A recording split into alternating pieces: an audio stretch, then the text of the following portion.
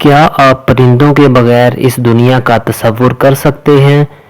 پرندوں کو ہماری ضرورت سے کہیں زیادہ ہمیں پرندوں کی ضرورت کیوں ہے؟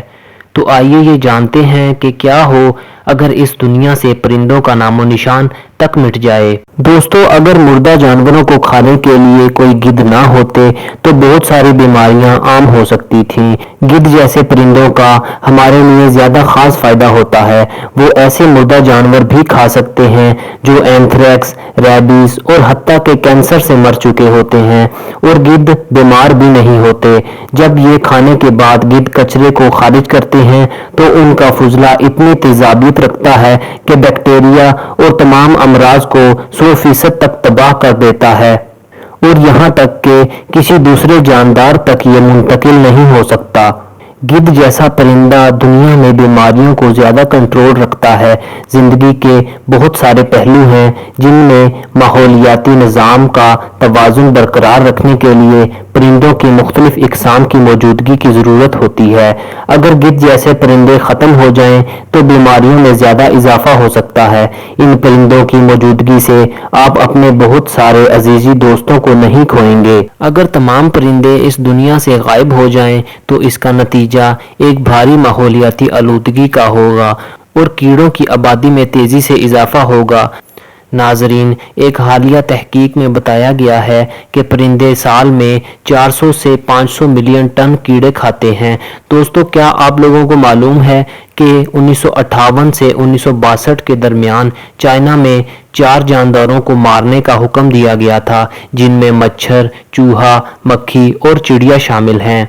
ان میں سے پہلے 3 تو قدرے معقول تھے کیونکہ وہ واقعی گندی بیماریوں جیسے کہ ملیریا اور بلیک ڈیتھ کا باعث بنتے ہیں، لیکن چڑیوں سے نفرت اس لیے کی گئی کیونکہ انہیں لگتا تھا کہ وہ کسانوں کے کھیتوں میں بیج بونے کے بعد ان بیجوں کو چن لیتی ہیں، جس کے باعث نقصان ہوتا ہے۔ لوگ ہر طرح سے ان کا شکار کرنے لگے۔ کسان پرندوں کو زمین پر اترنے سے روکتے اور مسلسل شور مچاتے تاکہ پرندے نیچے زمین پر نہ اتر سکیں۔ اس طرح چڑیا آرام کے لیے جگہ نہ ڈھونڈ سکتی اور زمین پر نہ آ پاتی اور کچھ نیچے گر کر مر جاتی۔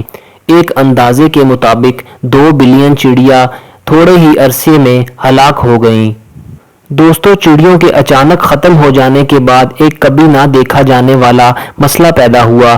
در حقیقت یہ پرندے بیجوں کا صرف ایک حصہ کھا رہے تھے، لیکن اصل میں جو انہوں نے سب سے زیادہ کھایا وہ کیڑے تھے۔ ٹڈی دل کسانوں کی فصلوں پر ٹوٹ پڑی اور ان میں سے اربوں نے کھیتوں پر قابو پا لیا اور کھیتی کی فصل کو تباہ کر دیا۔ انسان قحط کی وجہ سے پہلے ہی مر رہے تھے۔ ایک اندازے کے مطابق 20 سے 40 ملین افراد ہلاک ہوئے۔ گراس ہاپرز نے معاملات کو اور بھی خراب کر دیا۔ ان کیڑوں پر قابو پانے کے لیے کئی برس لگ گئے۔ آج بھی چڑیا کی آبادی مکمل طور پر بحال نہیں ہو سکی۔